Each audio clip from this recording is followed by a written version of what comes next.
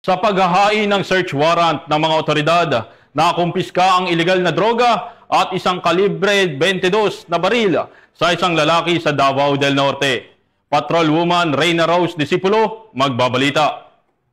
Ang isang suspect matapos ay sinagawang implementation of search warrant nitong ika-2 ng Oktubre sa Purok 5, Barangay San Jose, Samal District, Island Garden City of Samal, Davao del Norte. Ang nasabing operasyon ay pinangunahan ng Island Garden City of Samal Police Station sa koordinasyon ng Philippine Drug Enforcement Agency. Ang suspect na si alias Efred, 32 anyos, residente ng nasabing lugar, mula sa kanya nasamsam ang tinatayang 6 gramo na hinihinalang shabu na may street value na humigit kumulang 40,800 pesos.